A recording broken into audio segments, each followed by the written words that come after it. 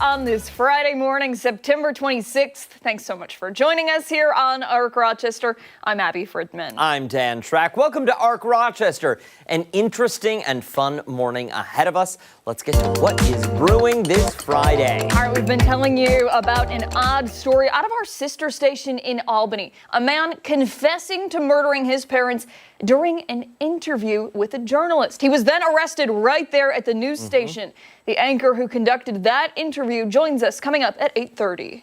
The tall trainer Jeremy Biernat will be with us with a thought for you if you're not feeling so well. It's possible you're not sick. You might just be thirsty. He's going to cover some of the ways our bodies tell us that we need water. And from water to coffee to chocolate. Rochester's hosting the annual Coffee and Chocolate Festival. A couple of the vendors will be here showing off their displays. We've got a little bit of everything, but as per usual, we are starting things out with a look at the forecast. Meteorologist Marty Snyder in the Weather Center. Right now, we are talking about a spectacular weekend on tap. Yeah, that's it. It's really looking nice, guys. We're going to see a lot of sunshine make a return. Today, we're just starting off with a lot of cloud cover and even just a couple very, very isolated showers, but they've been pretty consistent. Just in that one little band to the south. They have to zoom in to really get a good bearing on where they are, but most of that through northern Livingston County, western Ontario County, even across southern end of Canandaigua Lake down into Yates County. That one little line there has been trying to hold on. That will dissipate. We're going to see more sun return, but there is a little bit of fog that did form in some areas overnight last night. And up to this point, you can see that haziness on the horizon. But temperatures today, they're going to move along pretty well. We're going to see those numbers rise from the 60s where they are right now back into above average territory. Some mid 70s for highs today, which is above average for this time of year. Average highs about 70. And then longer term, I think it may be a story where we see these temperatures warm up even more into the weekend. 78 and 80 for the 2 weekend days. Likely a fair amount of sunshine tomorrow, maybe just a few more clouds in this afternoon. 80 on Sunday. And then longer term, I think we'll see numbers slide a little bit deeper into next week, but still overall some fairly quiet weather and some fairly dry weather working back in once again for us as we head through the next 5 to 7 days. All right, listen, I like it. Yeah. No complaints. 5 days from without us. complaints from you. Yeah. That's listen, like a new record. We've got 2 hours left, so let's speed it up. Break the trend. All right, thank you, sir. Sure. All right, let's go off the top. Start off with some stories that have piqued our interest this morning. I will start things off today. We talked about the Rapture the other day on Arc Rochester. The idea that the end of times was happening sometime between Tuesday, Wednesday, and Thursday. And those who were of pure heart would ascend into heaven, and the rest of us who were not pure of heart would be stuck here on earth waiting for the end of times. There were videos posted to social media where people spoke about selling their belongings, getting rid of their cars, and living life to the fullest since they were basically guaranteed a one-way ticket to the afterlife. Well, we're hearing from one woman who faced some consequences because of her actions years ago, and you may recognize her as well. Sherry Shepherd, known for her talk show, Sherry, her role in 30 Rock and Less Than Perfect, has posted to social media, opening up about the 8 days she spent in jail in the 90s. Why? Because she said she fully believed the rapture was on the way, so she just stopped taking care of all of her finances. Sherry says she was raised in a very religious household and was raised to fully believe that the end was near and on the way. All bills, taxes, and the $10,000 worth of non-moving parking violations eventually caught up to her. Her license had been expired for 2 years, and she never really thought she'd have to pay up. She actually said, quote, "Why would I show up to court when the world is about to end and I'm about to get taken up to heaven? Jesus don't care about no parking tickets." Fair. I think that was your argument, too, when you got all those parking tickets from the city of Rochester, yes? I mean, in a way. It was, but I paid them. Yeah. Well, she ended up going to jail for 8 days because she did not pay them. And she said it made her, quote, a hardened criminal. When she saw the news of the latest Rapture predictions, she said she was not falling for it this time. Good for her. It seems like the Rapture probably didn't happen unless I missed something significant here. So here's a friendly reminder. It is always a good idea to pay your bills, catch up on any missed payments, and of course go to court if you're supposed to. Why? Because nobody really knows when the end is actually near. Yeah. I mean, we do have that A1 Atlas or A3 Atlas that's going to be zooming by. You're convinced that that is something worse than it actually is. Oh, no, I'm not. Not worse. I just think it might be a spaceship Okay. that's gonna coming to hop on? study us. I would love to. Yeah. I would do it in a heartbeat. Do it. 100%. Okay. If they'll take me, beam me up, Scotty. Yeah, I'm glad she came out and spoke about this. And this was years ago. So when I first read the article, it wasn't exactly clear. And I was like, this was not recent, was it? Yeah. She didn't spend 8 days in jail. And then I read further and I was like, no way. Okay. And then I did some more digging. And yeah, it was in the 90s. But she was actually on her way to a comedy show when she was arrested. And she was wearing like a psychedelic shirt and like matching shoes and was just looking crazy. And then they took her off to jail. Can you imagine what you look like in that psychedelic shirt and crazy shoes 8 days later? Really crazy. Yeah. Really crazy.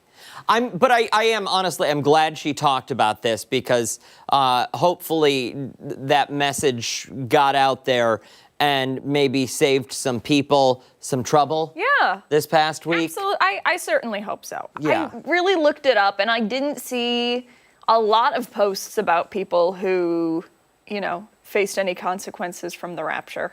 No. Well, and listen, I think there were a lot of people who were jumping on the social media trend and saying, oh, I'm getting rid of these things. Oh, I've sold my house. Oh, I've given away all my earthly possessions. And they didn't actually do it. Yeah. And then there are others who, quite honestly, maybe feel too ashamed to admit that they've done this. This is true. Which, again, listen, life goes on. I mean, it did this time. Next time, who knows? So, play it by ear, right? Yes. Play it by ear. For my Off the Top this morning, I want to talk about the secret to a long and healthy life. Maria Morera was born in San Francisco in 1907. She moved to Spain at the age of 8 and lived through 2 world wars and 2 global pandemics. She died last year at 117 years, 168 days old, making her the world's oldest person. But before she died, she asked doctors to study her. Now, that study is out. Researchers in Barcelona spent 3 years analyzing her samples that she'd given before her death, and here is what they found. Maria carried a rare genetic variant that seemed to protect her from a lot of diseases like cancer, heart trouble, and even dementia. She also had a healthy microbiome rich in good bacteria, which helped keep inflammation low. But it wasn't just genes. Her lifestyle, they say, made a big difference. She never smoked. She never drank. She ate a Mediterranean-style diet with fish, olive oil, vegetables, and legumes.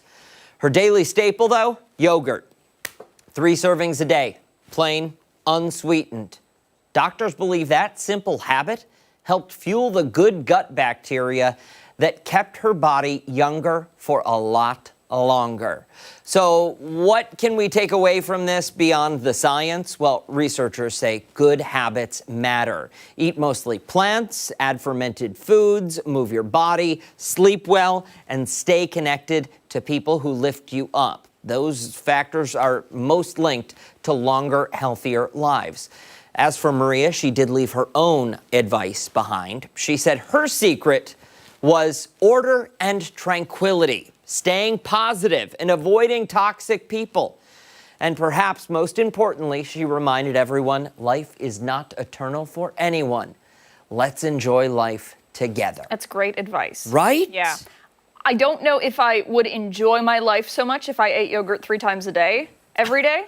Just a personal preference. Sure. But I liked it all. Yeah. Other than that little tiny microscopic. Can you imagine making it to 117, 168 days? No, and on top of it, still being relatively healthy. Yes. No dementia, no cancer, no heart issues. Do you know what she died of? Was it just old age? I would imagine. Okay. I would imagine. I didn't know if it was something else. No, I think at that point it's like a roll the dice kind of situation. What card are we drawing this morning? Is there a this morning? Right. Kind of situation.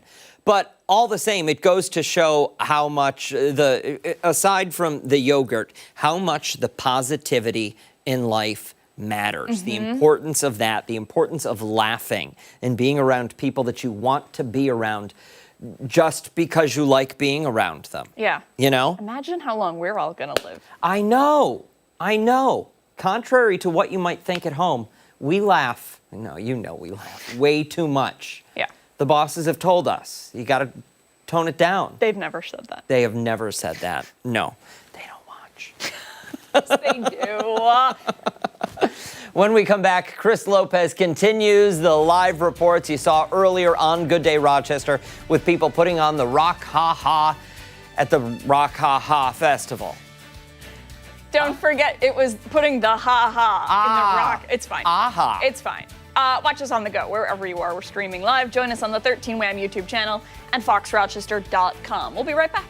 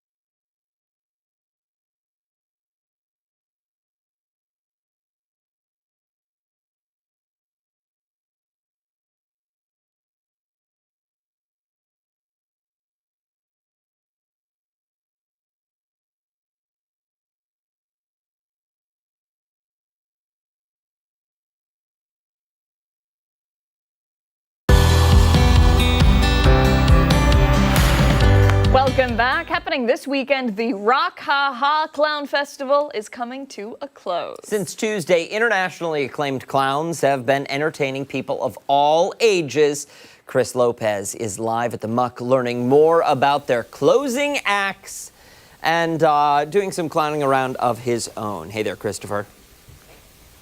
A little bit of clowning around, especially in the last segment. That was incredibly fun. I'm here with another clown. I feel so weird calling you guys clowns, Madeline. Oh, no, please. It's natural. It's natural? It's what we do. You don't mind me calling you a clown? Oh, no, please. I don't want to be called anything else. And before we get into your performance, I've been asking the different clowns this morning, what does clowning mean to you, and what does it mean to you? Because I have a feeling it's different than the answer I got before. Absolutely. Clown is going to mean a lot of different things to a lot of different people.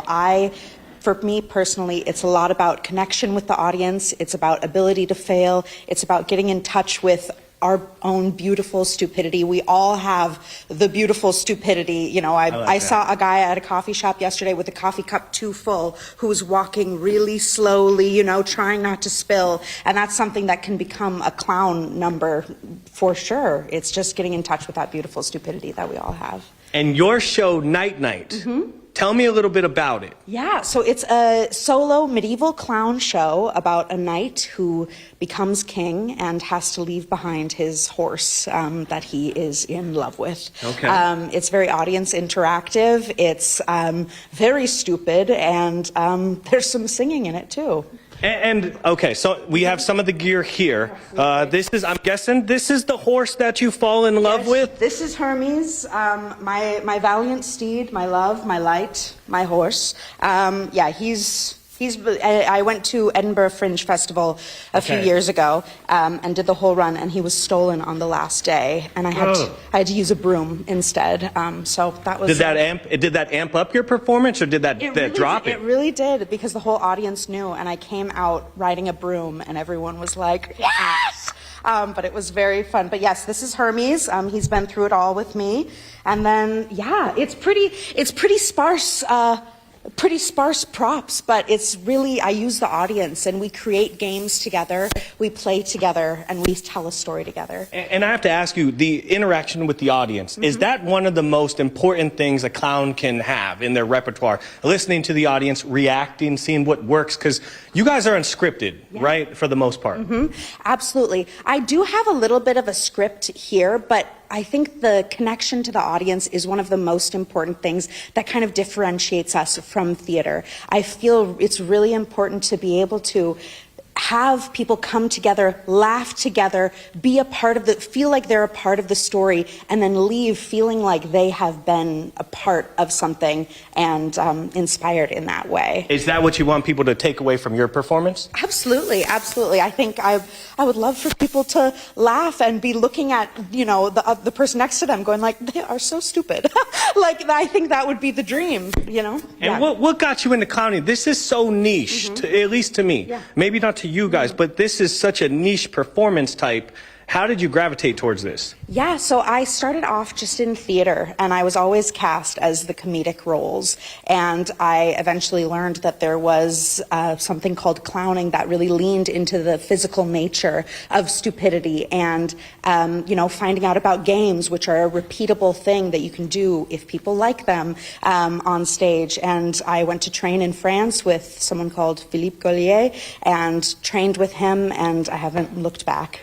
And this performance here, Night Night, I asked you how long you've been doing it, and then I asked you how long it took you to come up with this. Yes. You may be surprised. I was thinking a few years. That's not the case at all. No, I've been doing it for about 3 years, and it took me about 4 months to create, and because I needed to just put a date on the calendar and say I'm going to do that show on that day, and I made it happen. Planning doesn't work in your No, it doesn't.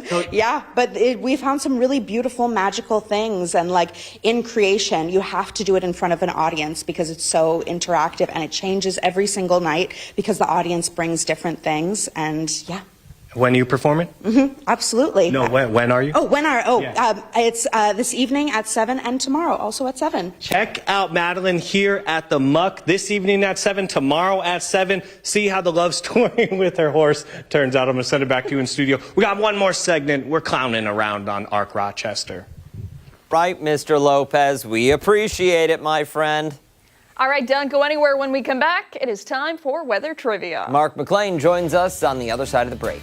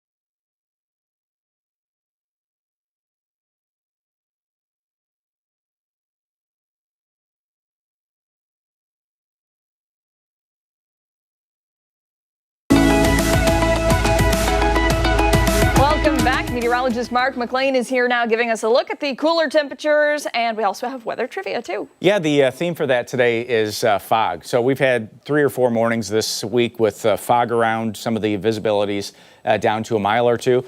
So this is a question about fog. Check it out. What is the foggiest place in the United States? How about that? Do you want to say it, or do I say it? Say it. It's the way you say fog. Fog. It's just Halloween. Fog. Fog. Fog. Fog. very. Try it with a long O. Fog. I thought you were going to say, what is the proper way to pronounce This fog? word. Is it Cape Disappointment, Washington, That's where you're from. San Francisco, California, Is that Portland, a real Maine, place? or Anchorage, Alaska? Cape Disappointment? Where Mark was born. That's got to be made up. Can you imagine sending out the Christmas cards and your return address is Cape Disappointment?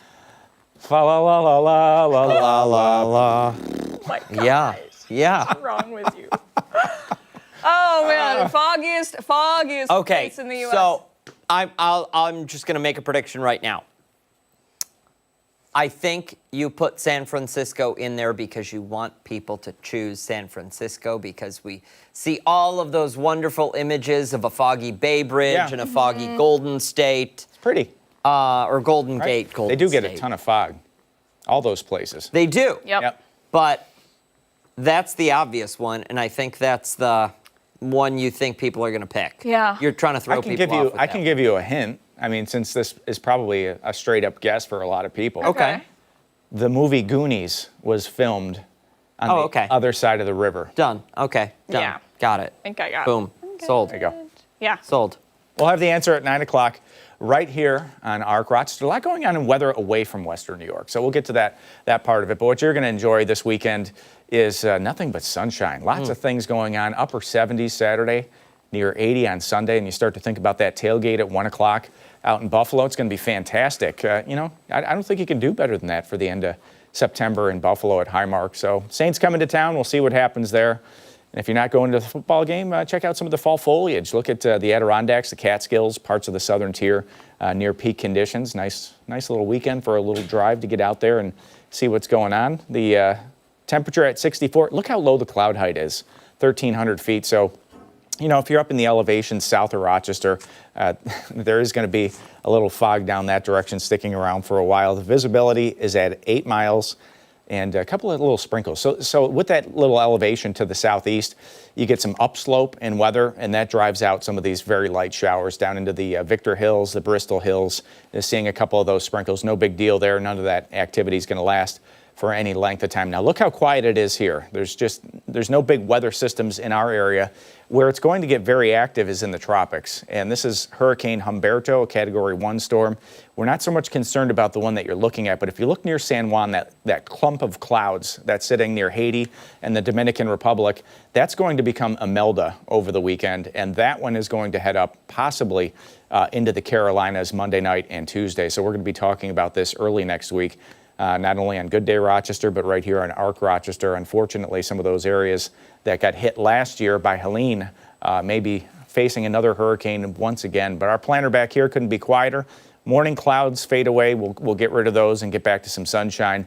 The forecast tonight back to the mid-50s, partly cloudy, a light and variable wind for us. And again, no weather issues. May reach 80 one more time there on Sunday. We'll have to see. The deeper into the year we get, the harder it is to push that 80-degree threshold. The normal now is back down to 70. But it does cool off by the middle of next week. We'll be back in the mid-60s with some sunshine.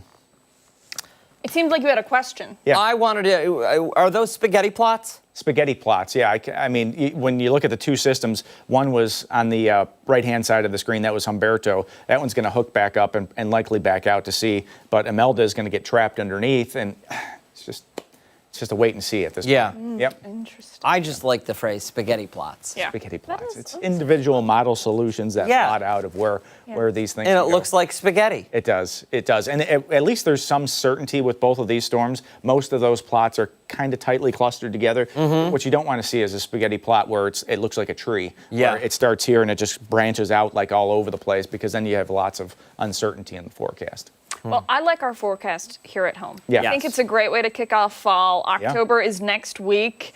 So this is the last full week of September, and, you know. It is, isn't it? It's going to feel good. Yeah, mid-60s, sunshine to start October. It's pretty nice. It's good. All right. Sounds good. Thank you, Yep. sir. All right, much more to get to this morning on ARC Rochester. We're back on the other side of the break.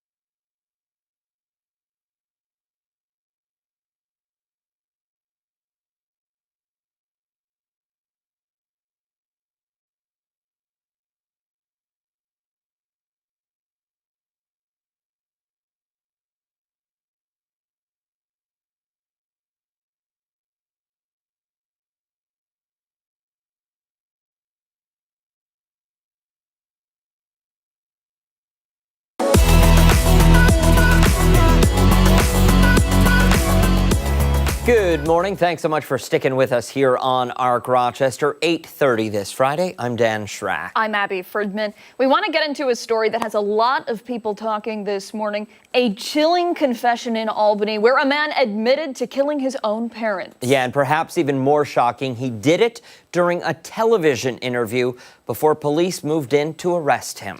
Authorities say 49-year-old Lorenz Krause confessed on camera that he killed his parents, Franz and Teresa, who vanished in 2017. Investigators had been looking into this family after a Social Security probe. That's where they uncovered human remains believed to be the couple buried in the backyard. Now, Krause contacted our sister station, WRGB, requesting an interview, sitting across from anchor Greg Floyd. He calmly described suffocating his father, strangling his mother, and burying both of them, saying he wanted viewers to judge for themselves. They knew that this was it for them, that they were perishing at your hand. Yes, and it was so quick. How did you do it? Yeah, I can't talk about that. Well, you've just told us that Right. it was at your hand. Right. Were there drugs involved? No, was there no. a suffocation? Was that you suffocated them? You suffocated your parents. Yeah, That was the best way to take their lives, through suffocation. basically. Which parent did you suffocate first? My father, and after he died, my mother put her head on his chest, and she was there for a few hours, and then I finished her. Officers arrested Krause just minutes later in the station's parking lot. He's now facing second-degree murder and concealment of a corpse charges and will be arraigned today. The interviewer in the story was Greg Floyd of WRGB in Albany. Greg is with us now this morning to talk about this. Greg, thank you so much for joining us. I'm sure it's been a chaotic couple of hours for you, so we appreciate the time. I appreciate you having me, Dan and Abby. It's nice to be with you this morning. So let's just get right into it. Greg, I'm curious to know how all of this unfolded and how you ended up in the same room with this man with the camera rolling. Basically, he contacted us after police held a news conference at 2 o'clock yesterday afternoon, and he talked about wanting to get part of his story out. He had a statement. We called it a manifesto. He called it a statement that talked a lot about government and things like that, and he wanted us to publish it online. And we told him we would. Our news director, Stone Grissom, told him that we would if he would do an interview with us. So he agreed. He came to the station. He saw that it was on our website. And he sat down. He made it clear right from the get-go that he would only talk about burying his parents. He did not want to talk about what happened to his parents. But we talked and we talked and we got there. And Greg, how did it play out from that point? I mean, I have to imagine you were in shock that you had a man sitting in front of you admitting to murder. Who called the police? How did that play out? Well, our station was involved with that. I was not involved with that. But it was shocking. And I think one of the things that made the interview work was the fact that there was no preparation. I was told about it minutes before, and we just sat down immediately. And I basically just reacted to him and took him where I think he wanted to go. But you're right. It was, as you watch the interview, even as I watch it, it's chilling. But I just tried to, stay calm and stay focused and let him do most of the talking. Now, we watched the interview, and it's posted on your website. It's shared on our website. It's on your YouTube. And I think the word you used definitely describes it best, chilling. You watched the interaction between the two of you. I'm curious to know, for you, who was sitting there in the room, do you think that his actions and the way he was speaking was accurately conveyed just in that video? Did you have the chills while you were talking to him? Yes and no. I was just trying to stay laser focused on the subject at hand. But I'm hearing these things, and I'm just thinking, I can't believe what I'm hearing, but I want to hear more, and I want to keep it going. So I had to put the emotion out of it and stay focused on him and let him keep on with his narrative, so we would find out what indeed happened. What else was going through your mind as this is happening? Because I have to imagine you're thinking to yourself, stay lasered focus on this, but, your mind is in 1,000 places at one time at that point, right? Sure, but I know I thought that I didn't want to make it about me. I wanted to make it about what happened that day. 8 years ago. And I think it's important to keep in mind that, we're still talking about the deaths of two people who, were in essence children of World War II and who didn't deserve to die and did. And I want to keep the focus on that too, I think. Absolutely. And, watching you interview Lorenz, you didn't let him just talk about the manifesto or the post that he wanted shared. You grilled him, literally, for answers about what happened to his parents.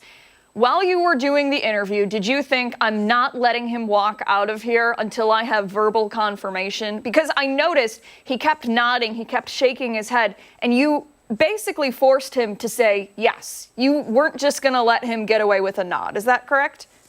I think you're correct, Abby. I was confident. As a reporter that you can read people as you're interviewing them.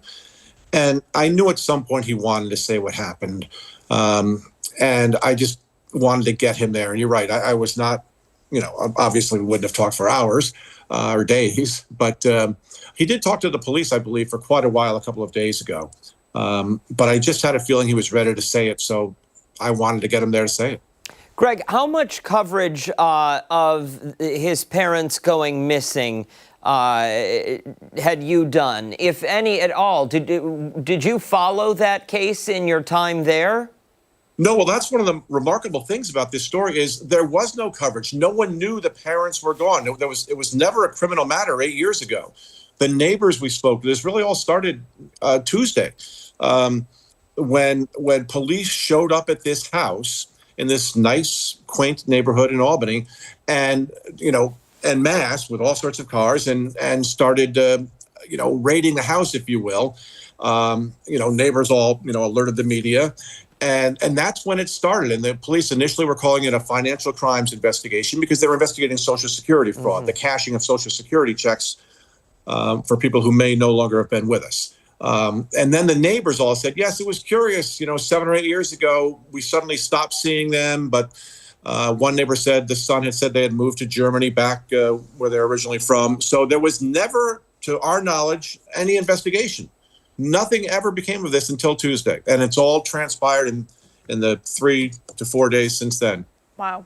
And obviously there is no justification for taking a life by any means, but for somebody who's maybe unfamiliar with this story and is watching for the very first time, what was Lorenz's explanation here? Well, that's what got us to the confession. He started telling me about his parents' deteriorating health, and he talked about something that happened to his mother, and his father had dementia, and he was worried about both of them. So it was clear that in his own way, he seemed to love his parents and care for his parents, and I believe he thinks he was serving them by taking their lives. It makes and I certainly am not a clinician, and we'll learn much more, I'm sure, as we go forward. But why both would be deteriorating mentally and physically at the same rate seems a little odd and incredibly coincidental. But he seems to think that he was being merciful to his parents that he loved. Did he offer an explanation, a simple explanation? Because I maybe I'm not even asking it right, because I don't think there is a simple explanation. But to the reason for the confession overall, for wanting a manifesto published? No, he has a history of speaking out politically. He was actually on the presidential ballot in New Hampshire in 2020, I think it was, which I believe anyone can do for paying a $1,000 fee. He's had some I don't know what verb I want to use, but some very interesting writings online. He's obviously a very intelligent person, but he has espoused views over the years. We never talked about this statement of the manifesto. I didn't want to give that any credence, and I wanted to talk about what happened. So. Okay, understandable. And he's expected back in court today, yes? Yes. What can we expect from that? Well, I think it'll be a formality. It'll be his initial arraignment. He's being charged with the murder of his parents and the concealment of the corpses. I don't believe there'll be any financial charges today. Obviously, those take a back seat now to the much more heinous actions. But I think that'll be brief and fairly formulaic. One last question, I'm sorry, and then you can go. Sure. Was Lorenz living in their house at the time, or was the house unoccupied? Back then, he was coming and going back then. And then after the killings, he did not live in the house for quite a while. He lived across the river in Troy. And then about a year or so ago, he started coming back to the house and living there. He always took care of the house over the years. So it looked nice, so it wouldn't raise suspicion. So, nobody would want to foreclose on it and sell it and start snooping around the backyard, I think, I asked him about that. Was that always on his mind, the fear of getting caught? And he said yes, somewhat to that, but he tended to their graves, as he called them, and took care of the house all these years. And there's no spouse or significant other of his? No spouse, and no, I don't have any knowledge of a significant other, no. All right. All right. Greg Floyd, remarkable story, truly remarkable. Yeah, thank you for your time today. We really appreciate it. Appreciate the breakdown. And I imagine much more will come from this story, so we will definitely encourage folks to follow you, to keep a closer eye on this. All right, Dan and Abby, thank you so much for listening and for having me on. Absolutely. Thank you. Time right now is 8:41. We still have a lot to get to this morning on ARC Rochester. Yeah, stick around. We're back on the other side of the break.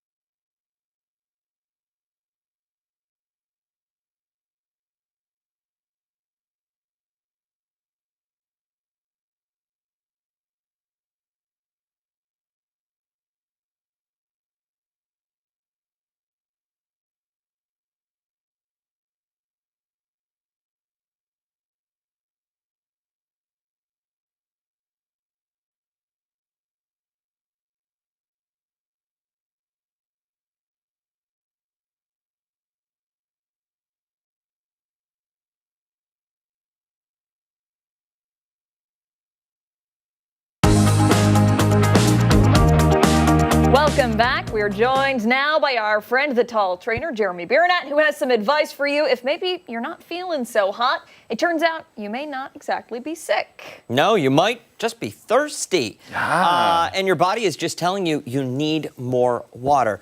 Jeremy, this is an impressive water. Yeah, I know. Like, I feel like all the different kinds. you don't have to drink all of this in one day, though. So Okay. which is really There really is a thing as overhydration. Really, it is possible to do too much. Too much at one time is not Yes. that great for you. Yeah. So spacing it out throughout the day is very, very helpful. But our bodies, everybody hears like our body's mostly water. Body's mostly water. And so it kind of makes sense that it might be a big factor in our health. Mm-hmm. I think there's a lot of consequences to not being well hydrated that a lot of people aren't aware of. Okay. And most people think, well, I drink when I'm thirsty, and so I should be good. And if I'm not thirsty, I'm probably well hydrated. And that's actually a little bit of a misunderstanding there, is that really it's just that's the amount of water your body is used to taking in.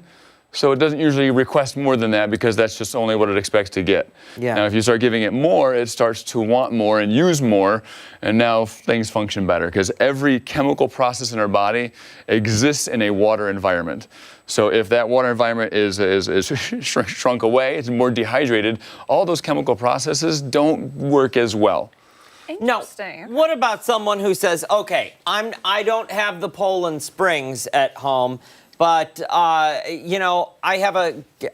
drink at least 4 cans of soda, and that started as water. Or I drink Celsius throughout the day. They drink everything but the H2O. But the water. Yeah, the water is important. Just water, and just tap water is fine. It doesn't have to be a bottled water, but tap water works just as well, for hydrating. But when you start adding other stuff to it, it starts messing it up. All right, and so especially if there's caffeine involved, is that it's a diuretic. It actually pushes more water out of our body, so you have to drink more water to counteract that. So yeah, getting up in the morning, getting going for this, probably there's some coffee, but you got to drink it a little extra water. Okay. If you're going to be a caffeine drinker there too, and alcohol as well is also a diuretic, so that pushes more water out of your body than it actually brings in. You're ruining our mornings and you're ruining our nights. And you're not. Curious to know some signs that you're dehydrated, and maybe you don't even know it, or maybe not dehydrated, but you're not consuming enough water. Yeah, well, I got some of this from the book here of Dr. Batman Gilij, a really interesting name. He was an Iranian, in an Iranian concentration camp, and he was treating his other prisoners with water because that's all he had, and he noticed them getting better from a lot of things. Well, he finally got out of that concentration camp type thing, internment camp, and he got to a safer place, and he started studying that, spent his career studying that, which is not very profitable, but he learned, wow, like there's a lot of things. Our body expresses dehydration in the form of pain, is what he said. So headaches, he says, muscle aches, fatigue, that low energy, neck aches, back aches, even asthma and allergies. There's some connection in that as well. And so arthritis, like a lot of our aches and pains, there's other reasons for them too. Sure. But water or the lack of water will make them worse. And the presence of water can make them better. It hydrates the body, it moves, bends, and does stuff better. Is it true that if you wait to drink water until you're thirsty, oh, I'm thirsty, I want water, your body is dehydrated at that Typically, it's point? already dehydrated. You need to be drinking water before you want to be drinking water. Most likely you need to be drinking a bit ahead of that. And if you're like, how much water do you have to drink? All right, so about half your body weight in ounces of water is a good recommendation that he had there. So 150-pound person, 75 ounces of water. So, to give you an idea, there's 84 ounces in 5 of these. Okay. All right. And so that's daily consumption. So if you had 5 of those in a day, that would satisfy for most people. Okay. Oh. So it's not like you go like I have to do a gallon a day. That's 128 ounces of water. Most people don't need to have that much, but you need to have actual water. And they're not juice, not soda, not coffee, but actual water to really rehydrate. And so some people, this is like, no problem, I can do that. For some people, like even one of these, I train a lot of people who are older, and like they take a little sip and they're like, I just can't drink anymore. And like, you need to. Yeah. You need to. Like this is perhaps life-threatening. Absolutely. that you're not hydrating enough. There. So first thing in the morning is a really good time. You're most dehydrated then. And then sipping throughout the day. Use mealtime as a reminder. But if you drink it like maybe 20, 30 minutes before the meal, it's got a chance to maybe fill up the stomach, satisfy some of the hunger that you have, and it can be a weight loss trick, for that too. We like that. Jeremy, hit him with the socials. Talltrainer.com, and I have a book here that if you stop by our studio there in Canandaigua there, I will just hand it to you. All right, It's got a lot of helpful information in there. Excellent. Perfect. Jeremy, Thanks again. Thank you. Thank you. Time right now, 8:49. Up next, more clowning around with Chris Lopez. He's going to take a pie in the face.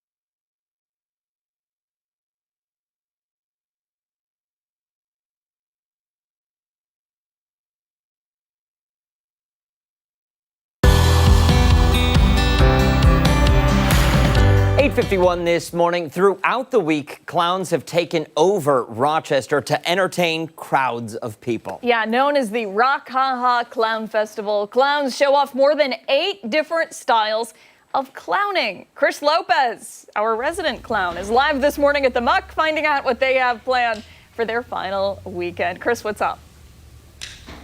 Hey, good morning, guys. Yes, very big weekend, and that calls for a very big performer / teacher. So I was doing a little bit of research on the clown world, and this, from what I've read, a few people have said you're one of the greatest clowns to ever exist. This is Abner the Eccentric, coming from an island off of Maine.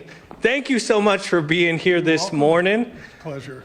Okay, I want to. How has the clown world changed from when you started doing clowning to now and what you're seeing now? Well, when I started, maybe 50 years ago, it was pretty much a circus art. Yeah. But there were the great clowns, Chaplin, Keaton, Lucille Ball, Red Skelton, who were working on television. So there was a big gulf between the circus and doing solo work in the theater. And who your teacher? The first influence was seeing Marcel Marceau. Okay. And it was magic. When he did this, it was like a magic trick. No one had ever seen that before, and I wanted to do that. But I couldn't find his address in the Paris phone book. So I went to study with a man named Jacques Lecoq, and spent 2 years in Paris studying what turned out to be, that was just a minor part of the curriculum, physical theater, and clowning was the last subject of the second year. And that's when you fell in love? It was easier, so I stuck with it. And you have Tonight. Yeah. What is your performance? Describe to me a little bit about what you're going to be doing. Well, it's old man stuff. My hat keeps falling off. I can't take my sweater off. My broom breaks. I'm on the down slope of my career, and so these are things that I really love. At the beginning of my career, it was a lot of skill-based stuff, walking on a slack rope, juggling baseball bats. A lot of, hey, look at me, I can do this. And I think I've matured, I hope, past that to say, I'm just like you, and we've all had days like this. And you're trying to pass on knowledge through workshops, I believe. You have a few workshops, I believe, tomorrow and Sunday. What are those workshops, and what can people look forward to? Well,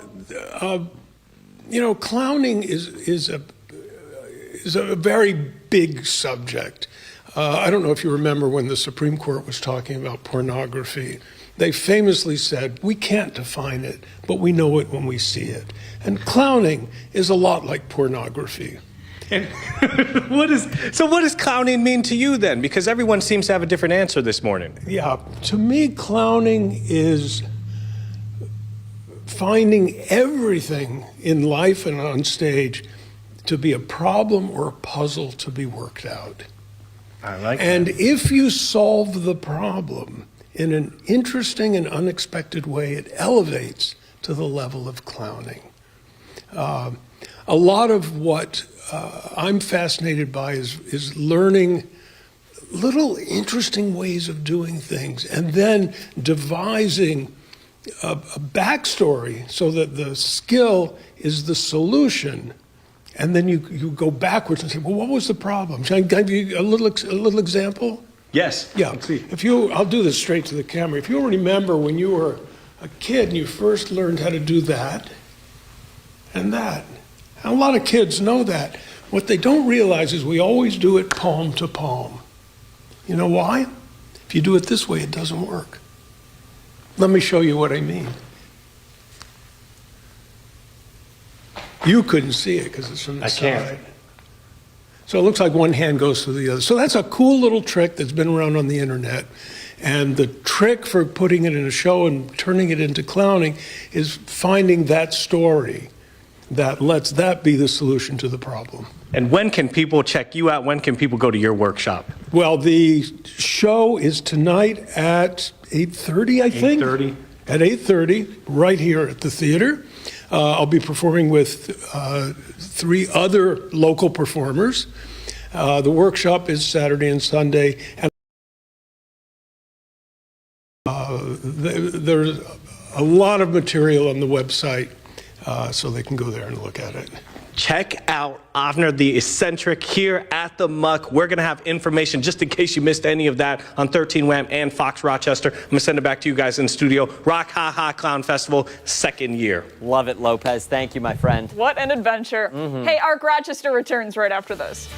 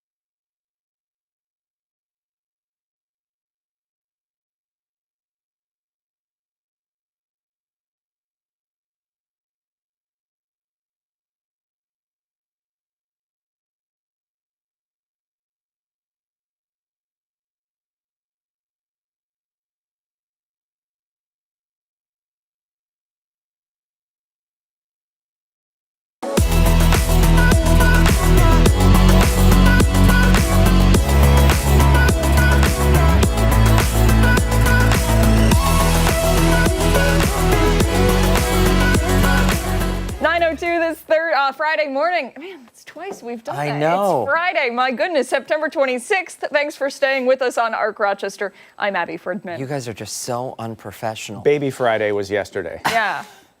Friday Eve. Well, Friday Eve. Well, you can call it. Mini Friday. Yeah, Mini Friday. Okay. Friday preview. Yes. Friday LTE. That. All right. That's Mark McLean. He's got the answer to weather trivia. Yeah. He's got the muddy paws forecast, and he has a gorgeous weekend forecast, McLean. And things can be a little foggy sometimes. That's where the weather trivia is going today. How do you say it? Fog. It's fog. Right? It's fog. Fog. Oh. Fog. Fog. All right, just do it. Here's the responses, okay? We have Cape Disappointment in Washington.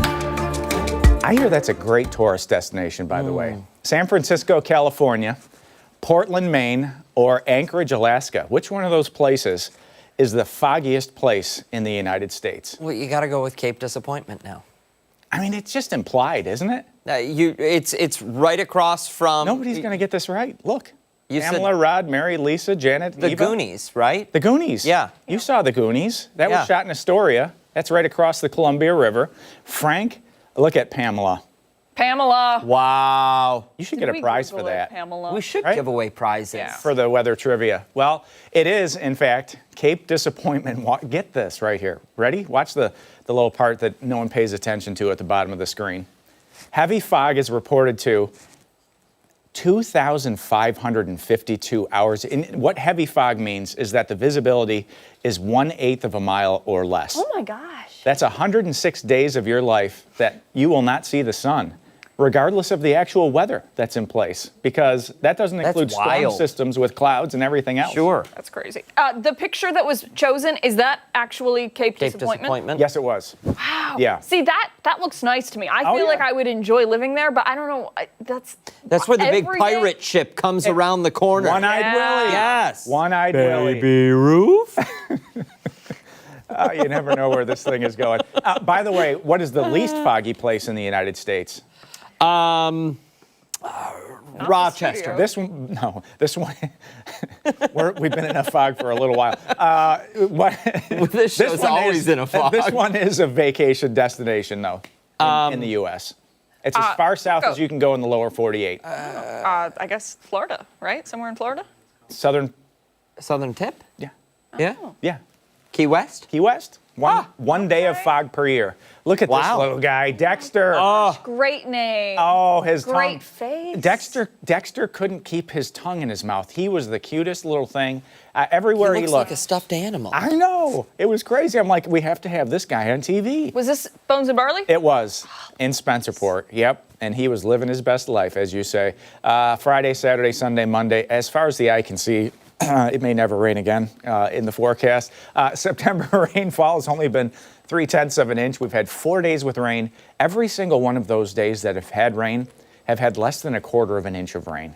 So this is going to be a top 10, maybe a top 5. We'll have to see by the time we land on next Tuesday as to where this ranks. But since July 1st, this has been the third driest stretch of weather that we've had from July 1st through September 25th. Just 3.81 inches of rain, and that's had some impacts on the foliage. That's had some impacts on the fall color out there. The break's nice there. It is, and those clouds are thinning out rapidly. So you started the day on Good Day Rochester. You had lots of cloud cover, some fog in the area.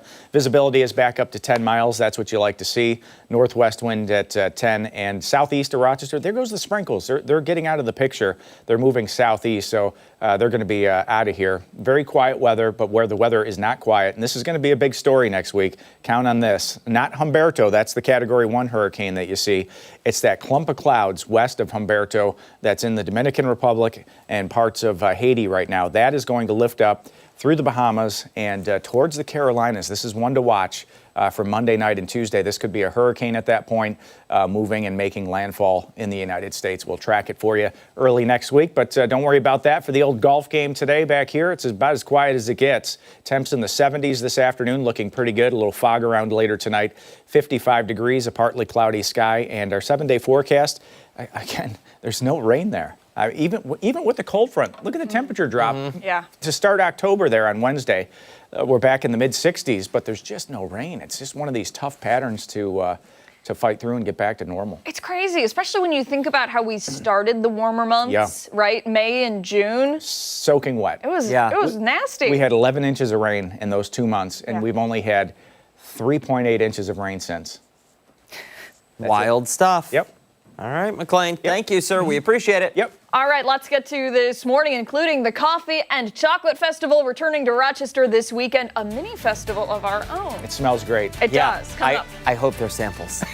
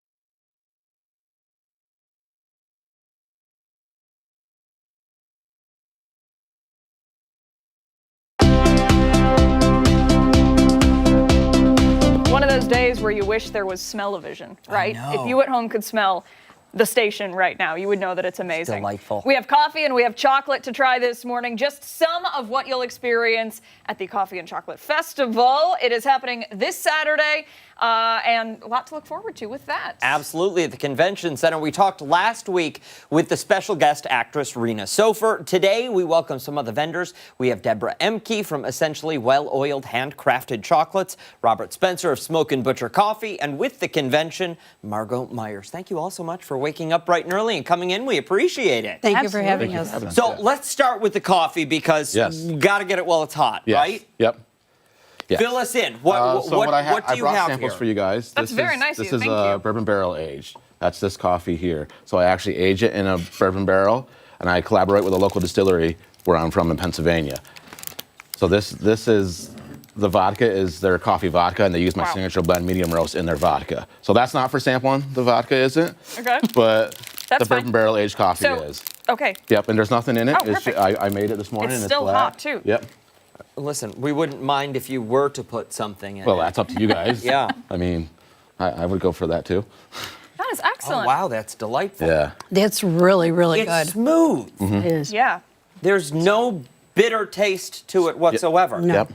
That's incredible. That is. It's really good. What what are the flavors that we're tasting? I know that sounds like so fancy, but It's a distinct flavor profile from their bourbon barrel. Like it's their distinct flavor. Like it You're pulls getting all those that. notes. Yeah, and it pulls all that from the barrel itself. Wow. Talk to us about because you roast as well. I do it all. Yep. Talk to us about that roasting process. What does that look like? It's just me listening to music, having a good time, and then just making adjustments to the roaster as I go. Yeah. Like I'm 100% self-taught, and I've been doing it for just shy of 4 years.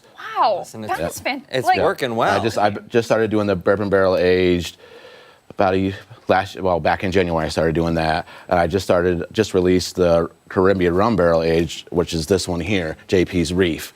That has a distinct flavor profile. It's completely different from the bourbon barrel aged. For somebody sitting at home who wants to try these outside of the festival, where can they get them? SmokeandButcherCoffee.com. All right. Yeah. Perfect. Excellent. Like I brought everything I have with me for the festival this weekend, so like my inventory is probably gonna like sell out hopefully. Yeah. So yeah, give me another week or so to get stocked back up, and then go. A lot of roasting to do this coming week. Yep. Busy guy. Yeah, All right. absolutely. So it's the coffee and chocolate festival. So now let's get into the sweeter side of things. The chocolate. Yes. Tell us about it. So I'm out of Holland, New York. Our chocolates are unique and special. So I'm going to give you a sample of our power cluster. Our power cluster is dark chocolate, almonds, cranberries, and we infuse our chocolates with essential oils. So we have essential oils. okay. So there's no imitation flavoring. So the only chocolate that we do have an imitation flavoring is our Kona coffee and our raspberry sponge candy. So I'll let you, how about if I let you guys grab it out of the bag? Thank you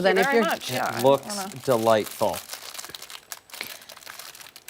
Abigail, bite in. Okay. Here we go. We all have to stop and stare. Right. And sometimes we're kind and cover.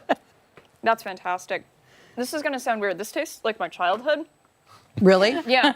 We used to have orange chocolate all the time at Christmas. And that's exactly what this tastes like. This is fantastic. They said there's... So it's orange essential oil. There's no imitation flavoring in that at all. So you're getting a real orange flavor. So we use Young Living's Vitality oils to flavor all of our chocolates with. So right here you have a lime white coconut. Wow. So we call this the margarita in your mouth. Whoa. And then I brought our cinnamon marshmallow. This is something we're bringing new to the Coffee and Chocolate Festival this year. So it's cinnamon oil with marshmallows. Let me ask, because anybody who's dabbled in chocolate making at home, Right. or tried to fill molds or anything like that, the chocolate comes out cloudy. It doesn't come out nice and shiny like this. It's because I'm unique. Our chocolate's unique. That makes sense. That makes sense. But what does the process look like? We do everything by hand. We don't have any big machines like a lot of the big companies do. We do everything by hand. That's incredible. Keep asking questions. Keep asking. Yeah, keep asking questions. Wait. So what? Oh, is that? It's that's almonds and raspberry. cranberries. Or cranberry. Yep. It's so good. That's I'm like, absolutely incredible. yeah, I'm like really homesick right now. I'm not gonna lie, this is fantastic. So is it the essential oil? Yes. What essential oil is this? It's Orange. This is orange. Yep. And then how many essential oils do you have like on hand For- in your shop? In my shop, we probably have over 200 different types of essential oils, but we only use about 9 essential oils for all of our chocolates for flavoring. Okay. So we do lemon, we do a lemon white sponge candy, we do tangerine, like a little button. We do, of course, cinnamon. We have the cinnamon marshmallow. This is our top seller, is the Power Cluster is our top seller. So this is something that we're bringing to the Coffee and Chocolate Festival this year. This is our Kona coffee sponge candy. As everybody knows, Buffalo is noted for their sponge candy. Absolutely. Here you go. They're big pieces. Oh, Oh my gosh. Do There you go. you want me to try this one too? Yes. You can try. Of need course to. you do. You need to. Oh my gosh. Okay. You have Mark, to try them are you all. over there? Come over Steph, here. come on over. Steph, get in on this. Okay, so let's move it. One more question for you. Of course. We're not going to let you go because you've got the goods here. If someone is unable to make it to the festival, where can they buy your chocolates? They can actually visit my website at www.essentiallywelloil.com, or I wholesale to over 30 different stores down in the Buffalo area. I do come up as far as Rochester and Corning, so they can Wonderful. go right on my website, and there's a store locator. Terrific. Very good. All right. Sarah, go ahead. No, that's okay. We got to talk more about the festival because this is just a teeny little piece It of is. what is going to be there. But these are the stars of the show. Yes. The coffee and the chocolate, absolutely. And tomorrow is National We're Coffee stars. Day. National Is it? Yes. Coffee Day. So we timed that perfectly. So we've been doing this across the East Coast for the last 5 years, and we've had a wonderful time doing it. We're excited to be here in Rochester this year. Tickets are still available. You can go to Eventbrite to get them, or everesteventsgroup.com is a link there as well. We're excited to have somewhere around 50 vendors tomorrow at the convention center, and we will take walk-ups as long as there's still tickets for sale. So make sure you come by and get some. What are the hours tomorrow? So we have 2 sessions. The first session starts at 11 for VIPs and 12 o'clock for general admissions, and at that point, that session goes until 2:30, and then we have a break until 3:30 when the VIPs can enter for those in the second session tickets, and that goes until 7, and the general admission would enter at 4:30 on that time. So 2 different sessions, a break in between, so our vendors have an opportunity to restock. We have coffee, chocolate. There's popcorn. There's some other vendors there. So it's mostly coffee and chocolate, but we definitely have it sprinkled with some other. There's also types there. Rena Sofer. And who's there's there. Rena Sofer. She's the other star power there. Absolutely. If someone wants to meet her, how do they do that? They buy a ticket to the Coffee and Chocolate Festival, Session 1 or Session 2, and she's there. A lot of the conventions actually you have to pay extra to meet the guests, but not for Rena. You buy the ticket, you get everything that's in that room, including the opportunity to meet Rena. So that is awesome. It was so good. Yes. Yeah. Unbelievable. What ones did you guys have? I'm not The sure. sponge- They had the sponge cake. Yeah. Oh, you Yeah, had sponge candy? yeah. Okay. Okay. Here, Very, if very you good. want to try something, this is something new too we're bringing to the Coffee and Chocolate Festival. It's a Liege waffle, which of course originates in Germany, Wow. and then we're dipping it in the Kona coffee. So If we'll you have must. these too. If you must. Like, it has a bit of an espresso Yeah, it taste does. to it. Oh my Yeah. gosh. It's also really big. That is a legit waffle in that bag. It is a legit waffle, yes. We will post all of this information and much more on our website, foxrochester.com, Delicious. after the show this morning. Thank you all so much for coming. Thank you for having us. Thank you for having us. Don't go far. We're back on the other side of the break.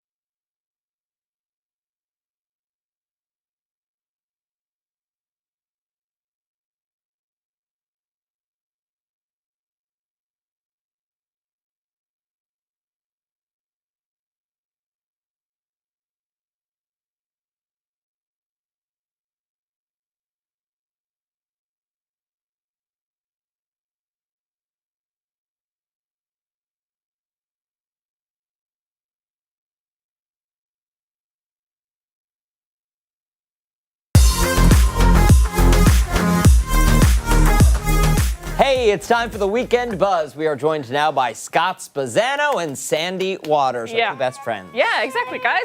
Jerk or Justified up first? Is that what I'm seeing? Yeah, absolutely. Okay. First of all, happy Friday. This is great, isn't it? It just feels like one of those Fridays where you just feel like, this is really good. Yeah, listen, I've got the afternoon planned out in my head. Which is?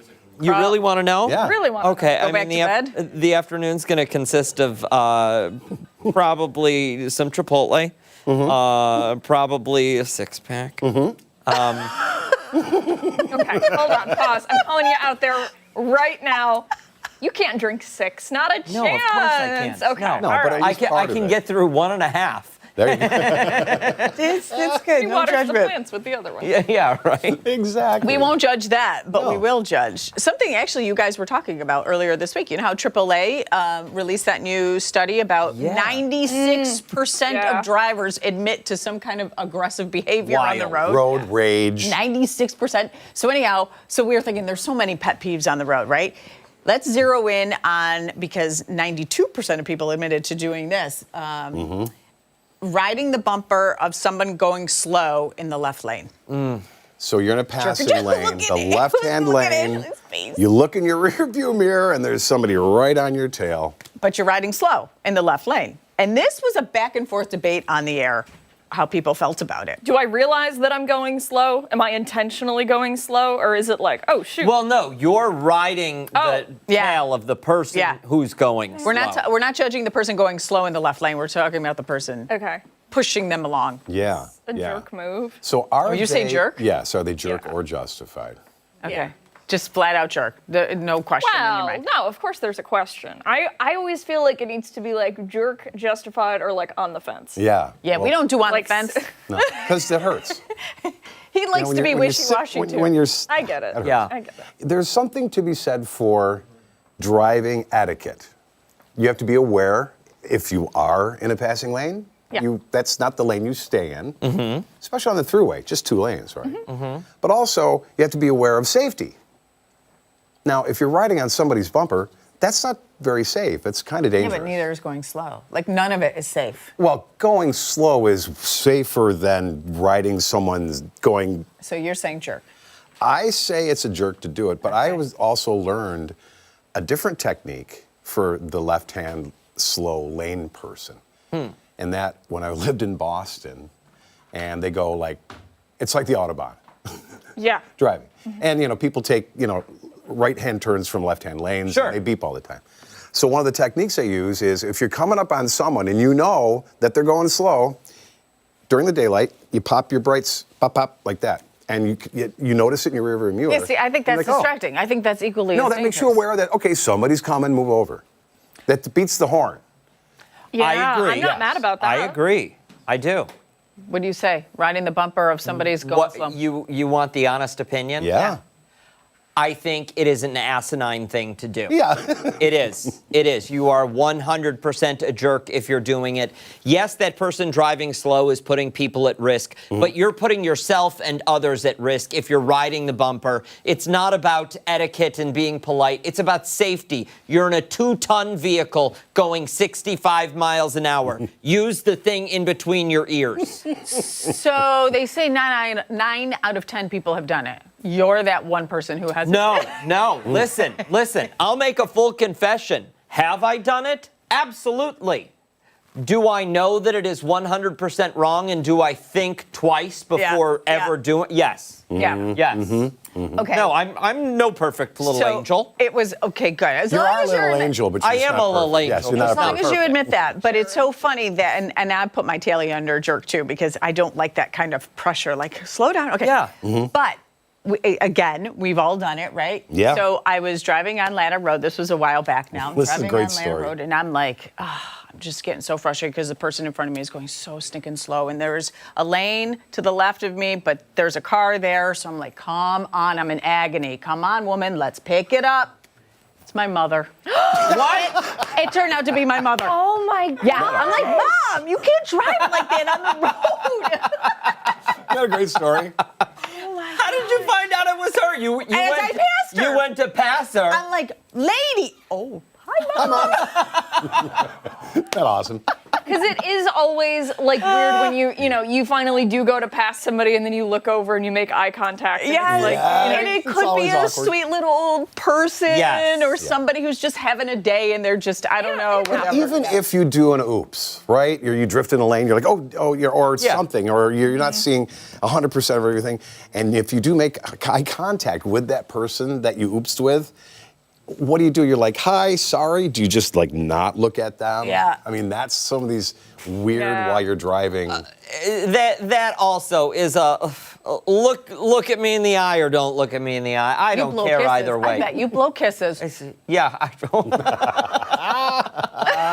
I Kiss my bumper, I'll blow you a kiss. There's a T-shirt right there. I can see it on a T-shirt. Kiss my bumper. Gosh, did you drink before this? You know, she's been in a rare mood lately. And she blames all of her weirdness on this perimenopause thing, which I went to school with him. But, like, I'm serious. Like, she's been talking about it for the last 3 weeks. And I will give you every weird moment. Okay. I will concede to I think I'm You know having what? a hot flash right now. Let her live. All right, Sandy, I'm on your side. Thank you. I'm not on your side at all by any Thank you. stretch. Okay, well, Listen, I kind of like the wilder Sandy. You know? Have a little fun at a barbecue or something. Hey, don't go anywhere. More Weekend Buzz on the other side of the break. laughter in my earpiece right now. We're back after this.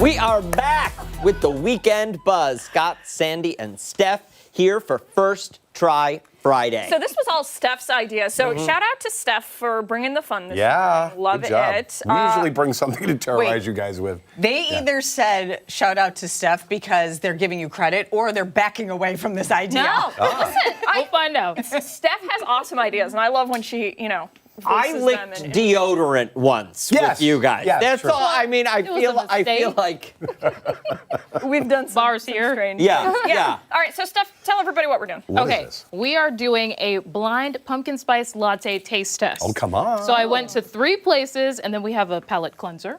And you have to guess which places they are. I have the key in my hands. I also remember Which it. places they are? What do you mean? I can tell you the 3. Okay. I went to Dunkin', I went to Starbucks, and I went to Tim Hortons. Gotcha. Oh, I'm going to fail this miserably. You think you could tell the difference? Okay, so before I knew what we were tasting, I thought yes. If it was just a plain iced coffee, I'd probably knock it out of the park. Ah, right. I don't think I've ever really consumed an iced pumpkin spice latte before, so I could be in some trouble. Are you a All pumpkin right. spice fan? I appreciate it. I don't Okay. really think to grab it, though. Okay, It's so yeah. politically correct how you said that. I appreciate it, but You know what I'm saying? It's the grossest thing I've ever tasted. I always make fun of it, but I'm not fine. against it. We always make fun of it. I mean, I don't know if you can get a shot on camera 2 here, close. There you go. They look substantially different. They do. They don't look like the same drinks. Yes. Are we allowed to look? Because we're looking right Yes, now. Is you- this yeah. cheating? I mean, Is it's this fine. This 'cause is I fine. didn't- Yeah, I didn't because use the... we What took them out happened of to the cups. C? So, see, I was running low, but we made it work. I will say that each of them did have whipped cream, so there's no difference. Oh, okay. There was All right. all the regular. That was your service charge. You just took the whipped cream for yourself. No, I I think get melted clearly for some option B was the first one to be picked up because the whipped cream is dissolved at this point. Am I right? No. No? Yes. Oh. Yeah, no, you're not right. Yes, I'm not yes. right. Yes, no. No, yeah. Okay. That okay, sounded let's- delightful. Wait, hold on. Say it again. No. No, you're not right, Wait. Dan. That's what she wants to hear. Okay. Love it. All I'm, right, I'm not always right. Isolate that clip. Okay, you go All right, first. let's So, do it. how do we do this? I think Okay. you guys should go first. So whoever does this one can just sip from them. 'cause Oh, okay. I did not get enough shots Easy. for everyone. I'll do this. But for here, I did cut holes into the top. So if you wanted to poke, I gotta stick my straw in. And yeah. Yes. And Okay. guess- May have to lift for this We're, one, but we're this gonna one is we're gonna solid. lift yours because the box is large. We don't even need okay. the box And they anymore. are in the same order. So A, this Okay. is A. A. So we'll start first on the right Your side. B is in the back. B is here? No. Or Okay. A, B, C. Gotcha. Correct. Oh, Is so we it- all do it at the same time? Yes. Yep. Okay. Ew, okay. Is All the right. straw in? Yes. The straw is in. Don't get your nose caught in the hole. Straw is in. Okay. Okay, Submerged. All right. Get your nose caught in the hole. Go for it. Okay. I don't like the. I already know it.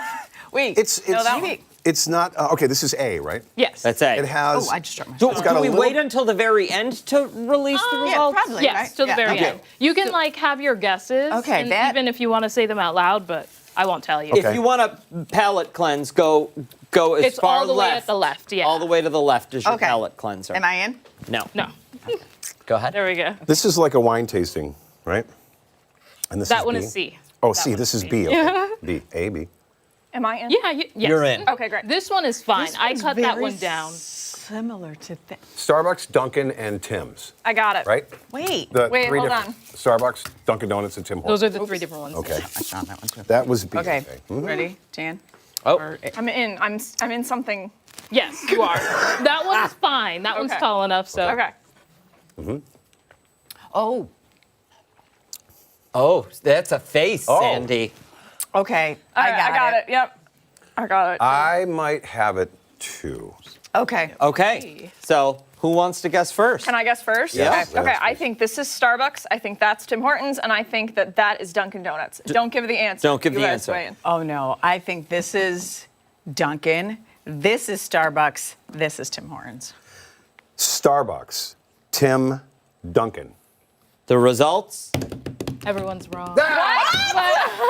So the first one, A, is Starbucks. Okay, got it. B Got is it. Dunkin', and C is Tim Hortons. Ah. Oh, I got one right. The Tim Hortons one. I think I like the Tim it's- Hortons one the best. Wait, I gotta be honest with you. To me, they all tasted kind of the same. Really? I don't Did they know. taste significantly different? Yes. thick. I thought promise I didn't mix. But I was really trying to get like the coffee. I mean, like Look that's at what I them. was They look significantly different, though. Yeah, in Yeah. terms of the shading. Yeah. They don't certainly look do. the same at all. But Wait. A was Starbucks. Look at those colors. B was Dunkin'. Dunkin', and C was Tim Hortons. Wow, that was really surprising. Huh. I don't know where the. Oh, that was a fun These are the results. challenge.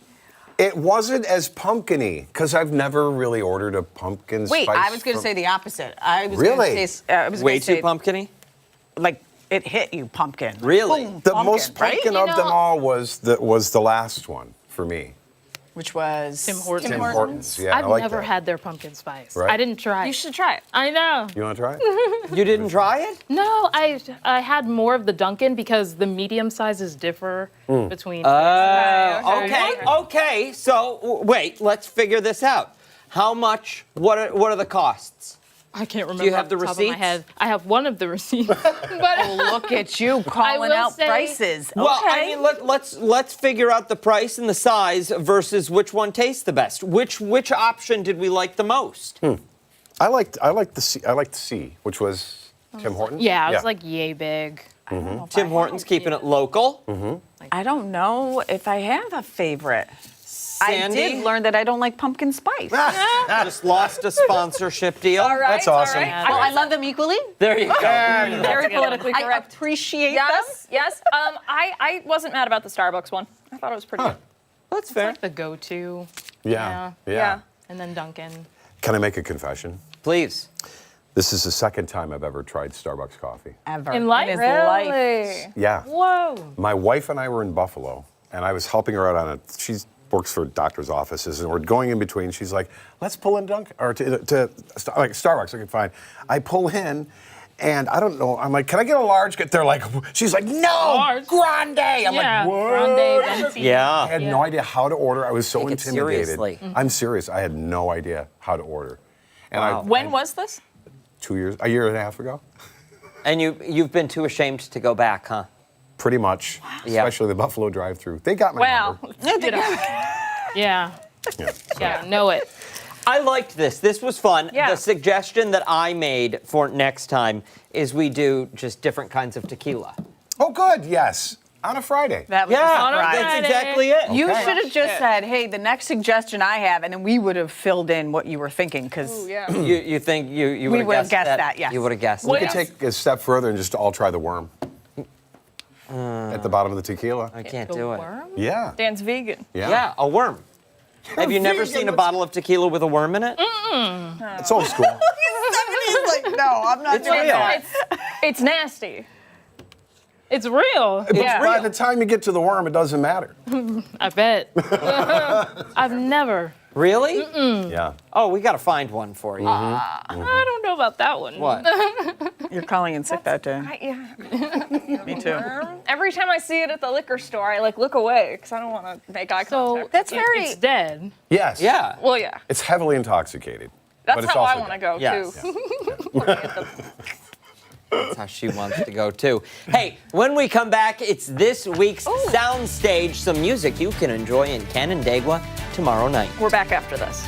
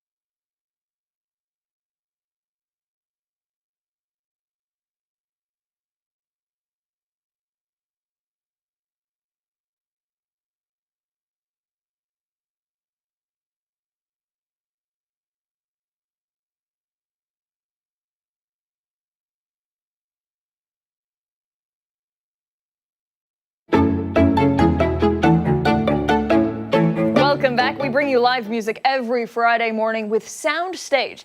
This morning we have local musician Justin Elam here. He's getting ready to play Lock, Stock, and Barrel in Canandaigua tomorrow. Hoping you will stop by after the Naples Grape Fest. Yeah, a little later, Justin and his friend Xander will be performing in studio for us, but we want to chat with them first and talk about their sound. Thank you both so much for waking up and coming in. Of course. So tell us, how did the two of you first connect and realize that you wanted to play music together? I first saw his band, actually, Turkey Blaster Omega, a great ska Rochester scene band, great band. And I was like, dang, he's having fun up there playing bass. I want him to have fun with me play bass. So, and I asked him to play with me.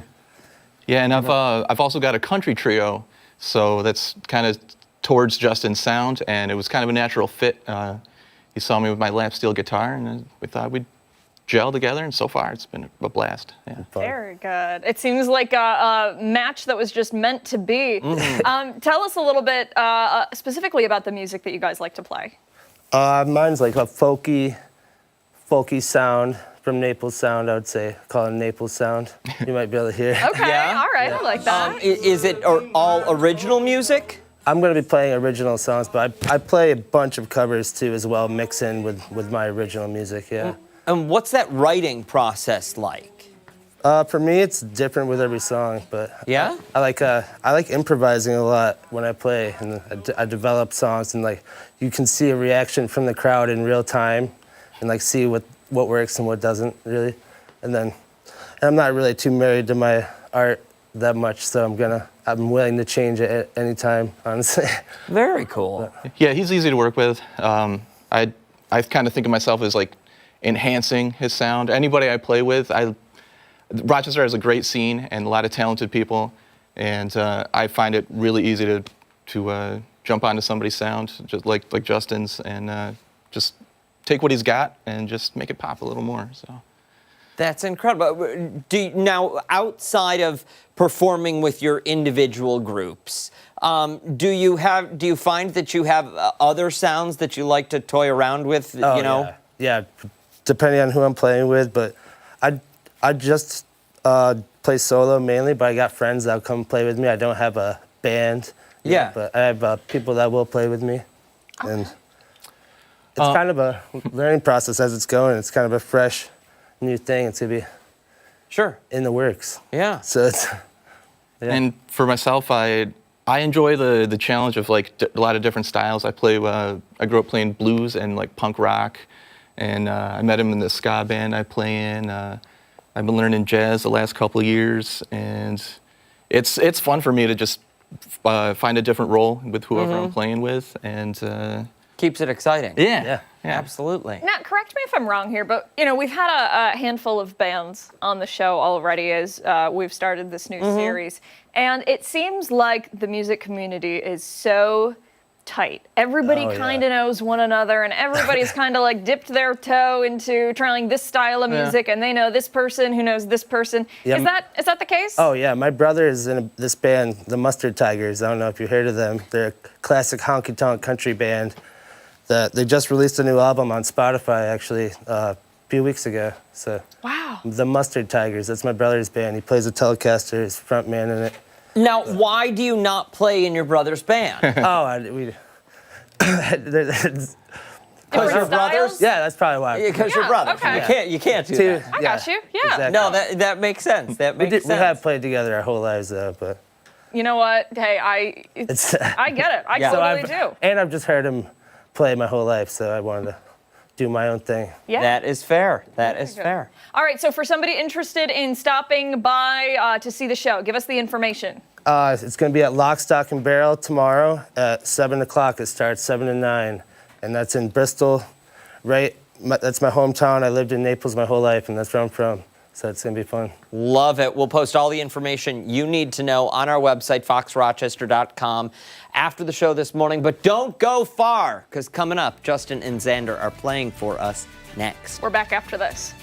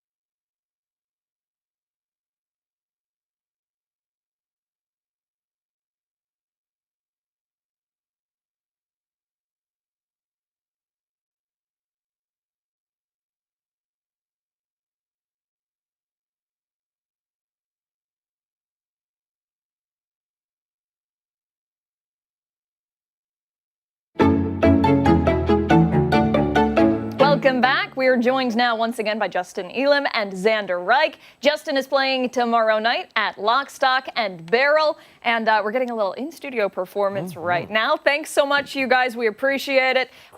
Real quick, tell us what you're going to be playing. The song is called Eyesore. It's about a milkweed controversy that happened in Naples. Sounds good. Justin and Xander, take it away.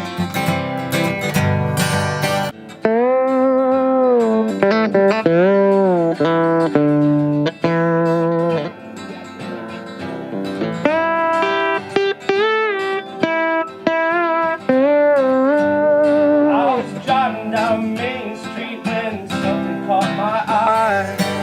I saw them plants, they're wagging in the night. I saw them plants, I said, huh, way overgrown. I had to make a post on Facebook and grow. I said, now milkweed is not sore, not my gut, not the things I adore. I say milkweed is not sore. Won't you please cut them down? There's a code in this town. You gotta follow, you gotta be around. You can't break them laws. You're gonna get a ticket, son. Don't let that milkweed grow. I said, oh no. This comes from a point of view of a man I saw he's full grown. I couldn't believe my eyes, what you could see. I guess I'm an eyesore to some people that look at me. Oh no, don't cut me down, don't let me grow. Oh no.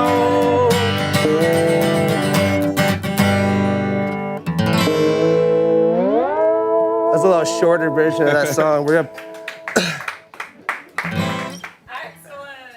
Thank you guys so much. We really appreciate it. Fantastic. One last time for somebody interested. When and where can they hear you? I'm gonna be playing at Lock, Stock, and Barrel this Saturday at 7 o'clock. Excellent. You got another song for us? Yeah, we'll play one on the way out. Beautiful. Take it away. Don't start.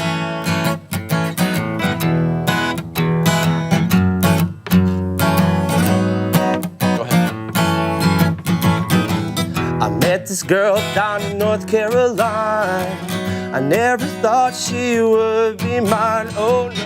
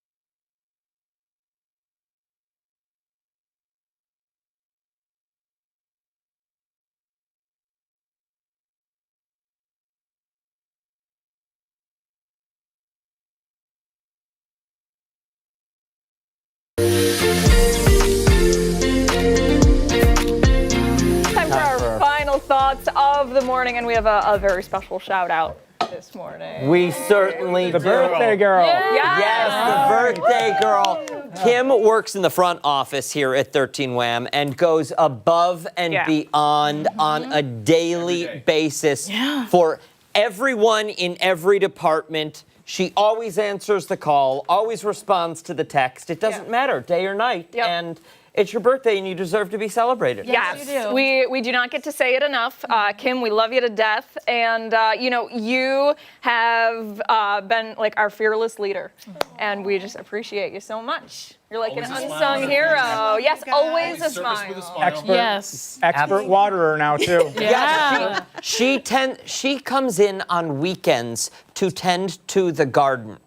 That is her level of dedication. Yes. You don't meet people like this, you know, many times in life, and we're truly fortunate to have her. And you know, we have guests come in every single day, and usually the first thing that they say to us is, "That lady up at the front is so nice. She made my whole day." And you know, we're fortunate enough that we get to have that every day. Don't cry. Don't cry. It's your birthday. Have a cupcake. It's your birthday, I love Kim. all of you. You know that. Happy birthday. We love you so much. Yes, Everyone in the back is saying happy birthday In the control room just said over the earpiece. They love you. You have to stay. I love everyone. We're gonna sing happy birthday as we end the show. Yes, and everybody in here, interns too. Yes, everyone is singing happy birthday over the loudspeaker mic. 3, 2, 1. Happy birthday to you.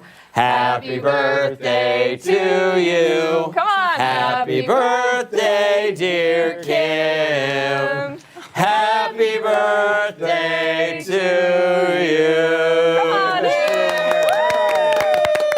Kim, we love you. We appreciate you. Do you have any? What's your wish for this year?